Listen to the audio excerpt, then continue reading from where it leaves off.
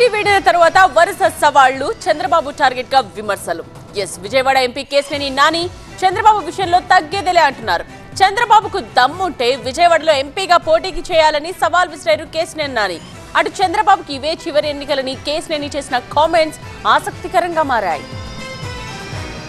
ఎన్నికలకు సమయం దగ్గర పడుతున్న కొద్దీ ఏపీ రాజకీయాలు హీటెక్కుతున్నాయి. నోటిఫికేషన్ రాకముందే ప్రధాన పార్టీలన్నీ ఎన్నికల ప్రచారానికి శ్రీకారం చుట్టాయి. అటు రా కదలిరా అంటూ టీడీపీ అధినేత చంద్రబాబు జనంలోకి వెళ్తుంటే సిద్ధం అంటూ విశాఖ నుంచి సీఎం జగన్ ఎన్నికల శంఖారావాన్ని పూరించారు. ఈ క్రమంలోనే అధికార ప్రతిపక్షాల మధ్య విమర్శలు, ప్రతి విమర్శలు, సవాళ్లు, ప్రతి సవాళ్లు సెగలు రేపుతున్నాయి. ఇటీవలే టీడీపీకి గుడ్ బై చెప్పి వైసీపీలో చేరిన విజయవాడ ఎంపీ కేశినేని నాని చంద్రబాబు విషయంలో ఏమాత్రం తగ్గడం లేదు. చంద్రబాబుపై మరోసారి విమర్శలు ఎక్కుపెట్టారు నాని. ఎన్టీఆర్ జిల్లా గంపలగూడెం నియోజకవర్గ వైసీపీ ఆత్మీయ సమావేశంలో పాల్గొన్న ఆయన చంద్రబాబుకు దమ్ముంటే విజయవాడ ఎంపీగా పోటీ చేయాలని సవాల్ విసిరారు. సంతానలేమి సమస్యతో బాధపడుతున్నారా? చింతించకండి. సుమారు 90,000 జంటలకు ఆనందం నింపింది ఓఎస్ఎస్ ఫర్టిలిటీ. ఈ రోజే 7825893600 కి కాల్ చేయండి. సంతానోత్పత్తి చికిత్సపై భారీ డిస్కౌంట్లు పొందండి. గుడ్ న్యూస్ చెప్పండి.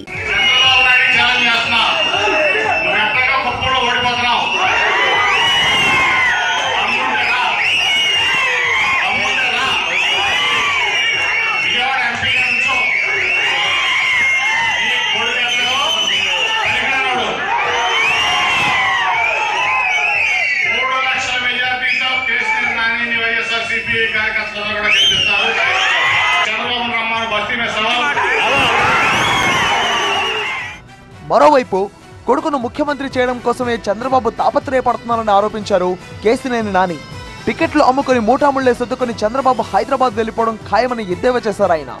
తన కొడుకును ముఖ్యమంత్రిగా చేసిన ఎజెండాతోనే చంద్రబాబు నాయుడు పనిచేస్తున్నట్లు తప్ప ఇంకొక ఎజెండా చంద్రబాబు నాయుడు.